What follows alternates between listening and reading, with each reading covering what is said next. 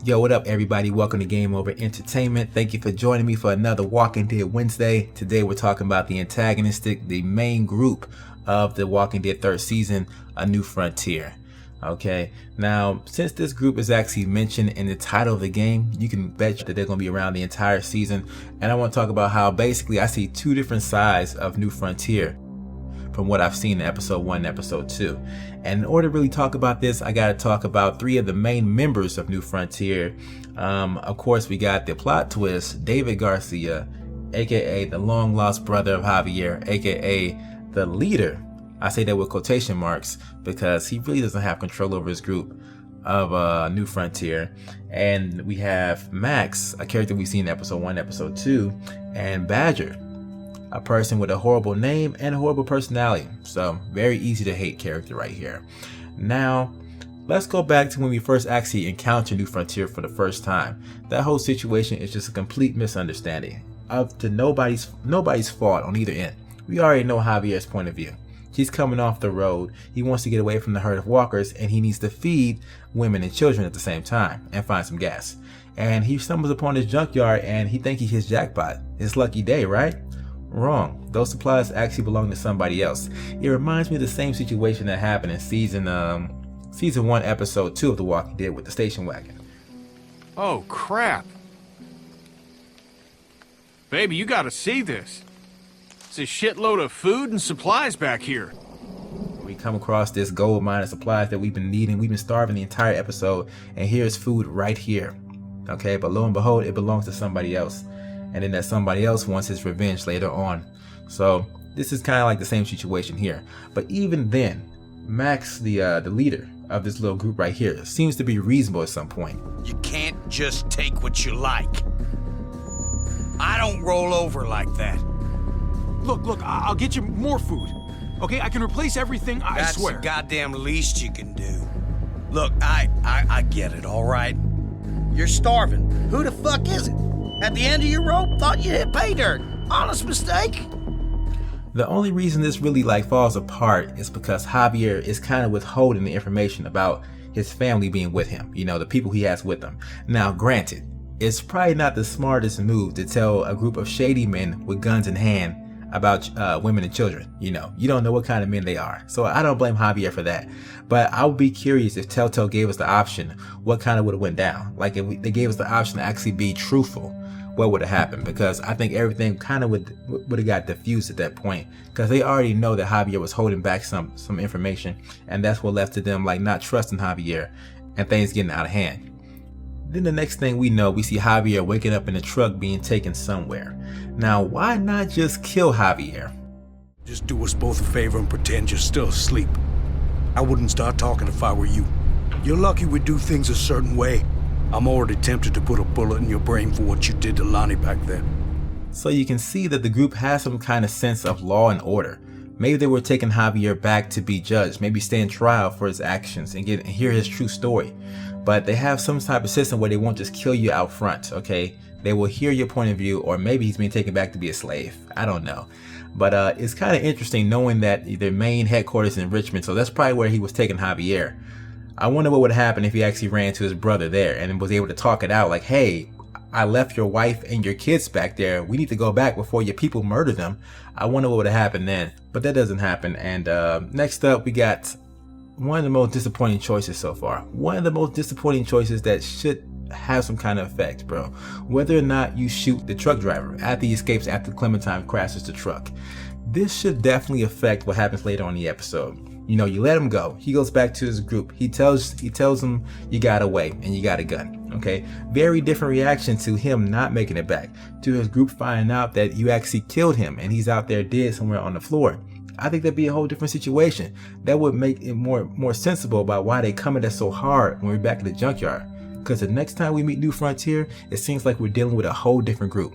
All those rules, all those laws, all that order is out the window. They're straight up murdering little girls, aiming for them. Like, you see somebody physically shorter than everybody else, and that's the person you want to aim your gun at.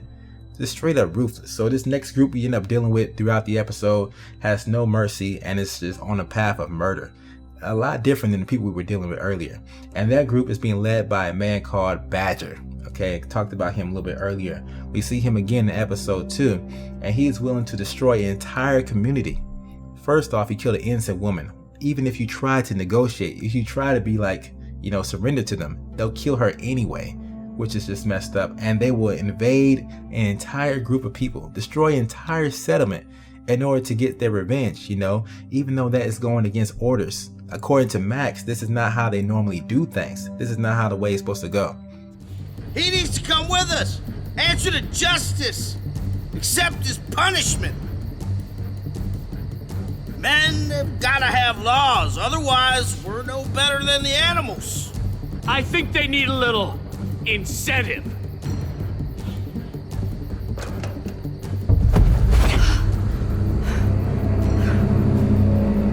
Whoa! You didn't tell me you had a hostage.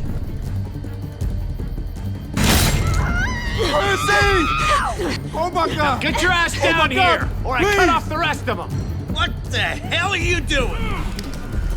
Oh, what the fuck? We don't have the go-ahead! No, fuck you! Fuck the go-ahead! Ram the fucking gate! But Badger and his rebels do not care. Okay, they break the rules and they completely destroy Prescott inside and out. So all those people died because we stole some pudding. Ate some pudding that wasn't ours. Because they got the gas back. This is all over pudding. Are you kidding me? And finally, at the end of episode 2, when we actually approach New Frontier at their front gates and ask for their mercy, ask for their help to help this woman who's about to die, they're actually able to hear us out. If it was the same guy, Badger, if he was the one who actually was at the top of that gate and talking to us, I think he would have murdered us right there. But luckily we got Max, who's able to listen to reason, who's able to follow the rules of the group. And that's just not how they do things. So instead of just murdering us at the gate, because we were like complete their mercy, no reason to leave us alive at that point, they let us have an audience with their leader, who turns out to be my brother. Okay, David Garcia. Now, David, the one who calls the shots, the one who gives the orders. Okay, so those are the two different sides of New Frontier right there. We got David, of course, the leader, and people who actually follow what he tells them to do, which is Max and the other guy who was driving the truck. And then we got another group out there, Badger, inside New Frontier, but he doesn't listen to orders. He doesn't follow the rules. And the people who actually attack Prescott underneath him as well. So that's how I see the two different sides of New Frontier. And there's going to be some conflict between these two groups next episode for sure. Okay, there's no way there can't be, especially when David learns of what's happened to his wife and his daughter. Okay, and it was caused by his own men too. There's definitely gonna be some conflict within his own group. Now, David, I want to talk a little bit more about his character because I think that he could be one of the most interesting characters we got so far in New Frontier. The way Telltale's kind of set him up, but they got to capitalize on it. Like, just thinking about where David actually came from to where he is right now. The last time we saw David before this point was he was taking my mom to the hospital, right? And we come back 4 years later. He's a leader of this entire group, New Frontier, which is a huge group. A group so big they could be in several cities at the same time. Definitely compared to Javier, Kate, and the kids, who are still in the exact same van. It seems like they've been in that van the entire time, driving around for 4 years, not really doing anything. And then we catch him in the present timeline. But David, no, he has a story to tell, and it's going to be an interesting one at that. How did you become where you are right now? And then in episode 3, we're going to see some more changes with this character, because what's happening with his family, what's happened between his own group and the family could possibly change him to a dark side. Like, maybe he was reasonable. Maybe he was trying to do law and order before, but now all that, I believe, is going to be out the window when he finds out that his own men, he has to blame, of course he's going to blame Badger, the man personally responsible for shooting Marianne in the head, not giving the orders to fight anybody right there, right? And then he's going to have to blame himself. His being an ineffective leader actually led this to happen. Like, an example of a more effective leader of a very large group would have to be Negan. I've seen him in the TV shows, and he's basically got everybody in his group to even relinquish their own identity. Like, they identify themselves as being Negan, okay? Taking his ideology, taking his law to heart. And in order to get that type of allegiance, he had to instill the fear. Like, there's going to be consequences if you do not do what I say. Dire consequences that could basically affect your longevity. Maybe David doesn't have something like that in place. Maybe his group does not fear him, but maybe that's about to change in episode 3. His whole situation actually reminds me of Ben. Ben, the character from season 1, where, he was off on a school trip when the apocalypse actually started to go down. And he doesn't know what happened to his family. Like, they're still out there somewhere or not. They could be dead or whatnot. He talked about the fear of not knowing and how that can really affect you. And that seems to be the same situation that was going on with David. Because I imagine in that position, part of you wants to hope that you're going to reunite and see your family once again. But the realistic part of you, like, there's no way they could have survived this long. And to find out this way that, people that you allowed to be a part of your own organization and the rules that you set in place so stuff like this would not happen, and it end up happening to your own people, man, that's like irony right there. Hurtful irony. So I'm very curious, bro. I am like so anxious to get my hands on episode 3. This whole video could be irrelevant if I learned some things about David that just don't match up with some of the things I'm saying in this video right here.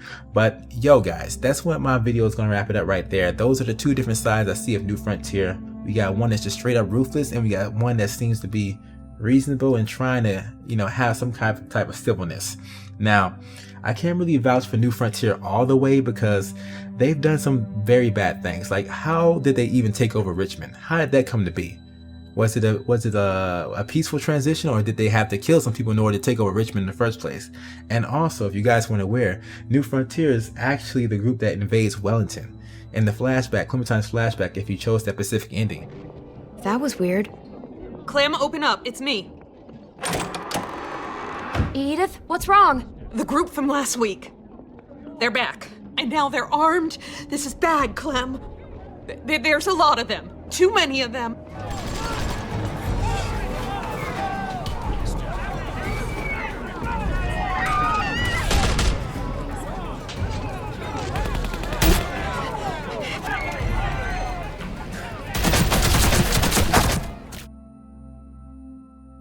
So I'm not 100% sure that, David didn't really instigate that attack. So, a lot of things going on here, a lot of mysteries that need to be solved. I wouldn't be surprised if there was some other leader in charge at first and then David overthrew him, and that's how he became a part of New Frontier, which would make more sense as to why some of the people don't obey him and don't listen to him, to his rules and stuff, because they didn't sign up for that in the beginning, and then things changed when David became the leader.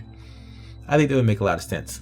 But yo guys, that's all I gotta say right here. Let me know your thoughts about David Garcia. Do you see what I'm talking about? How he could be a very interesting character, how he definitely has a story to tell, as opposed to everybody else. Of course, we're getting Clementine's flashback stories about, what's kind of happened with her, how she came to be here, making her character more interesting.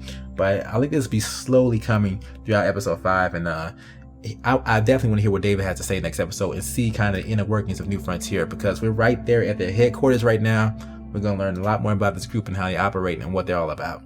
So, yo, thank you guys for watching. If you did enjoy this little video, don't forget to hit me with a thumbs up. And I hope to get you guys for another Walking Dead Wednesday. Game over. Out. I should have told you sooner. I really should have. You were with those monsters? They're not all like that. I'm not asking you to forgive me. But you have to understand, I had nobody. And they had food, supplies. I was all alone, Javi. You don't know what that's like.